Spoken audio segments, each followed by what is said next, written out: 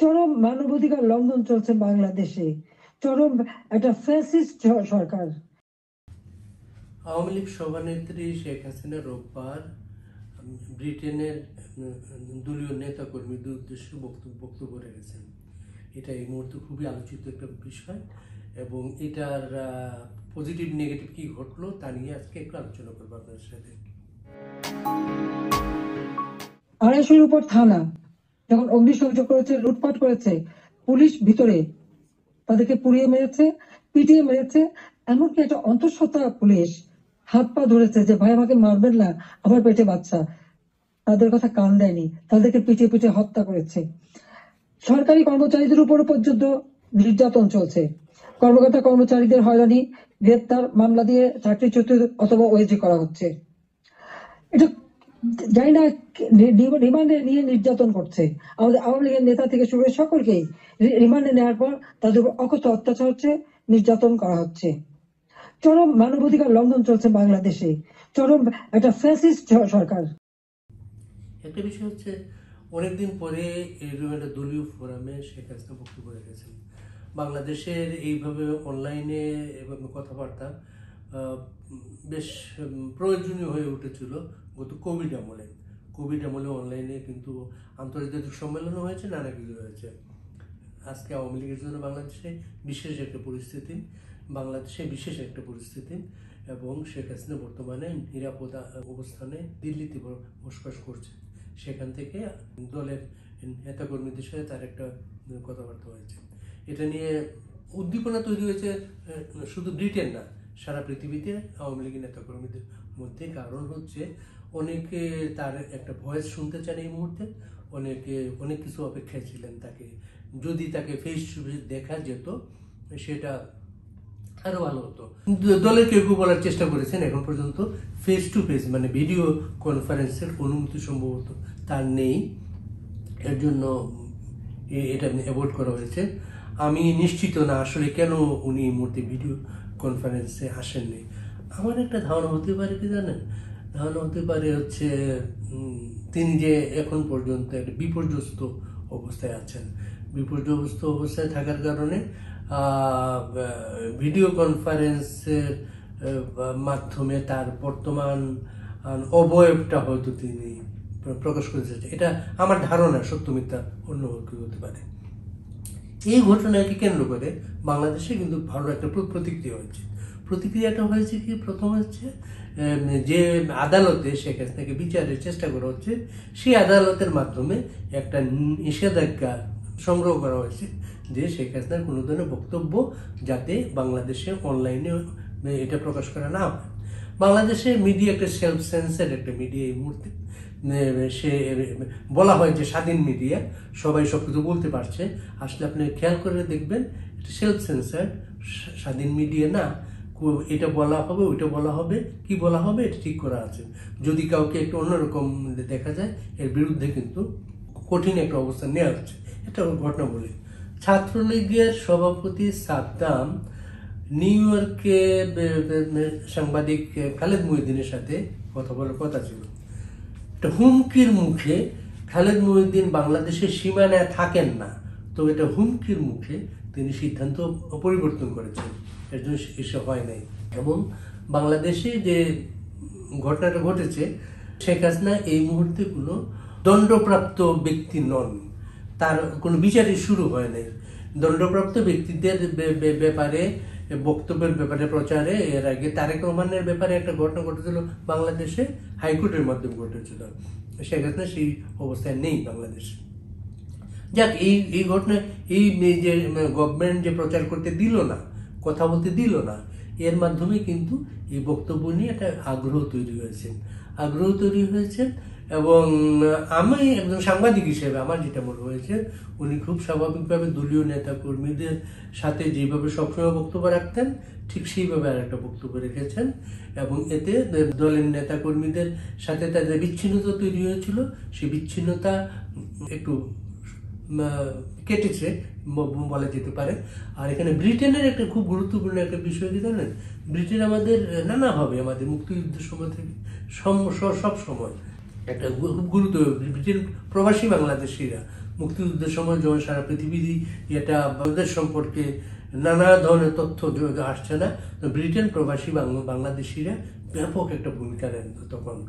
সেই প্রবাসী বাংলাদেশি কমিউনিটি বিশাল একটা কমিউনিটি, সেটা সেই কমিউনিটি।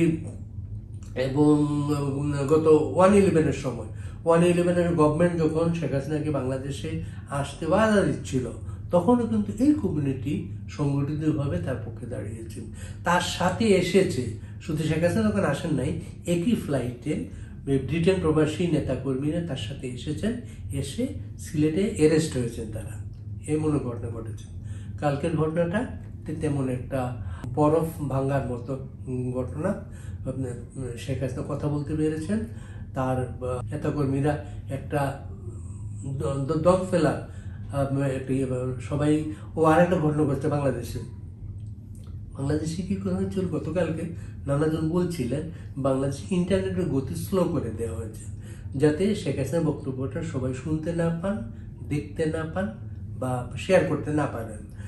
এই যে ভুল প্রবণতাগুলা, এই ভুল প্রবণতাগুলোর দোষ আওয়ামী লীগকে দেওয়া হয়েছে। কিছুদিন আগে আওয়ামী লীগের বিরুদ্ধে যে আন্দোলন হচ্ছিল, তখন কিন্তু বলা হয়েছিল আওয়ামী লীগ বারবার ইন্টারনেটের গতি স্লো করছে, প্রচার করতে দিচ্ছে না। এরপরে এই ইউনিস গভর্নমেন্টের একটা সদস্য নাহিদ, উপদেষ্টা নাহিদ, তিনি বিভিন্নভাবে বলেছিলেন যে তথ্য পাওয়ার অধিকার, ইন্টারনেটের অধিকার, এগুলো কিন্তু মানবাধিকার, কিন্তু প্র্যাকটিক্যালি সেই মানবাধিকারের বিষয়গুলো তারা রাখছেন না।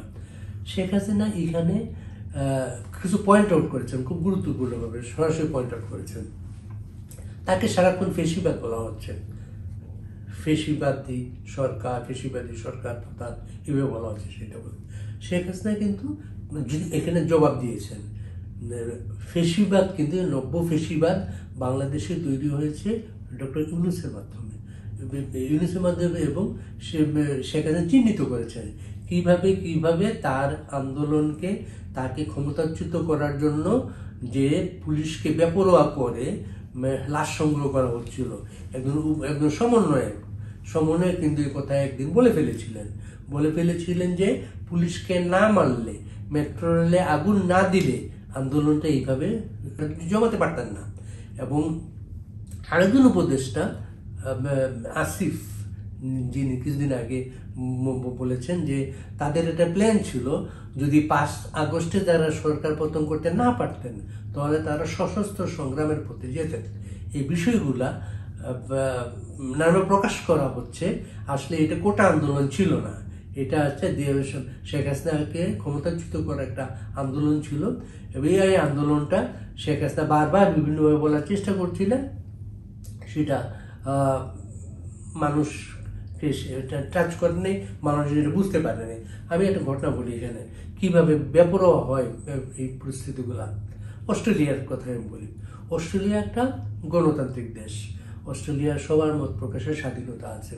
কেউ কারো বলতে পারবে, এই যে বাংলাদেশে আজকে বলছে না অমুকের বক্তব্য প্রচার করা যাবে না, এই করা যাবে না, সেই করা যাবে না, এটা অস্ট্রেলিয়া সম্ভব নয়। সেটা সবার বক্তব্য প্রচার আছে। শেখ হাসিনা আমলে যখন এটা সবার জন্য অনুমতি চাওয়া হতো, তখন অনেকে বলতেন গণতান্ত্রিক দেশে কিসের অনুমতি।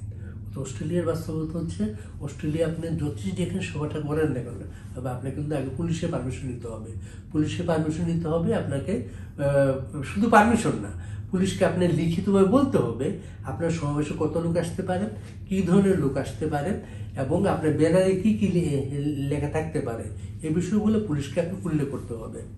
এবং পুলিশ অনুমতি দেবে তখন যখন মনে করবে এটা অন্য কারো প্রতি হার্মফুল না, কাউকে আঘাত করবে না। কিন্তু সাথে সাথে পুলিশ আবার মেনটেন করে যে কাজগুলা, যে কোনোভাবে রাস্তা যাতে বন্ধ করা না হয়, অন্যের চলাচলে যে সমস্যা না হয়, এর জন্য এই সমাবেশগুলো অনুমতি মূলত পার্কের ভেতর দেওয়া হয়, মূলত মিলনায়তের ভেতরে দেওয়া হয়, যাতে অন্যদের সমস্যা না হয়। পাশাপাশি গণতান্ত্রিক অধিকার যেমন পুলিশ সংরক্ষণ করে, এই সমাবেশগুলোর নিরাপত্তার ব্যবস্থা করে, কিন্তু কোনোভাবে কেউ যদি ভায়োলেন্ট আচরণ করে, যদি পুলিশের গাড়িতে কেউ একটা ঢিল ছোড়ে, পুলিশের উপর আক্রমণ করে বসে, তো সেটাকে কিন্তু রায়টের মামলা হয়, দাঙ্গার মামলা। এবং বাংলাদেশে যেটা হয়েছে, এই আন্দোলনে আমরা শুরু থেকে আমরা খেয়াল করছিলাম, পুলিশকে বেপরোয়া করার চেষ্টা করা হচ্ছে, পুলিশকে বেপরোয়া করা যাতে পুলিশ গুলি ছোড়ে। পুলিশের হাতে তো গুলি, পুলিশের হাতে তো লাঠি বা ডাঙ্গুলি না, পুলিশকে দেওয়া সেটা। সেই বেপরোয়া আচরণের মাধ্যমে পুলিশকে ভিকটিম করা হয়েছে এবং শত শত পুলিশকেও হত্যা করা হয়েছে। এটা হাজারের সংখ্যা আছে। বাংলাদেশের বেশিরভাগ পুলিশ ফাঁড়ি আক্রমণ করা হয়েছে, অস্ত্র লুট করা হয়েছে এবং এই সমস্ত কিছুর মাধ্যমে বাংলাদেশের বিশেষ একটা পরিস্থিতি তৈরি করা হয়েছিল এবং শেখ হাসিনাকে দেশটাকে বাধ্য করা হয়েছিল। শেখ হাসিনা দেশ থেকে চলে গেলেন, তখন থেকে বারবার একটা প্রচার করা হচ্ছিল শেখ হাসিনা পালিয়ে গেছেন।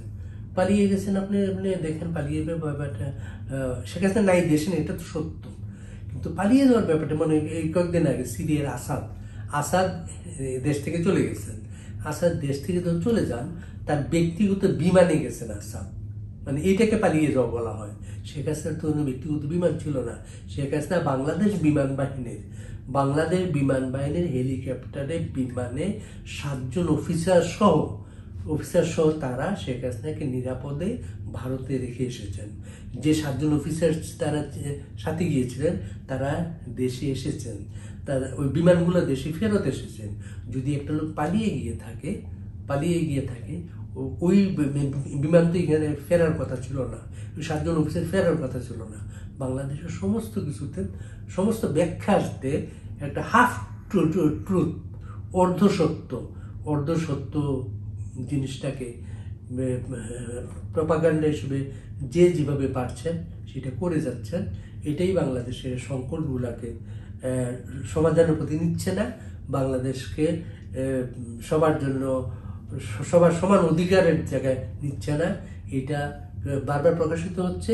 শেখ হাসিনার এই কথাবার্তা, শেখ হাসিনার বক্তব্যকে প্রচারে বাধা দেওয়ার মাধ্যমে এটা আবার প্রকাশিত হয়েছে। এভাবে কিন্তু বাংলাদেশ সুন্দরভাবে এই কারণে বাংলাদেশ যখন একটা বড় আন্দোলন হয়, বাংলাদেশে সবার একটা স্বপ্ন তৈরি হয়, সব কিছু আবার ভালোভাবে চলবে। কিন্তু যখন প্রতিশোধের পথে চলে যায়, যখন একটা অংশকে ম্যানেজ করার চেষ্টা করা হয়, তখন দেশটা ভালোভাবে চলে না। বাংলাদেশ এখন ঠিক প্রো পাকিস্তানি ধারায় ফিরে গেছে। বাংলাদেশের ডিসেম্বর মাস চলতেছে, প্রতি বছর ডিসেম্বর মাসে বাংলাদেশে এই সময়ে প্রতিদিন বিজয়ের গল্পগুলা নানা মিডিয়াতে আসে। এই প্রথম বাংলাদেশ স্বাধীনতার পরে বাংলাদেশে এমন একটা পরিস্থিতি, বাংলাদেশে 71 যেন সবাই ভুলে গেছে, সেই বিজয়টাকে ভুলে গেছে। 71-এ সেই বিজয়টাকে গ্লোরিফাই যারা করেছে তারাই বিজয়ী হয়েছে, তারাই অগ্রসর হয়েছে। এটা যারা ভুলে যাবে তারা ভুল করবে। আজকের মতো এটুকু, ধন্যবাদ।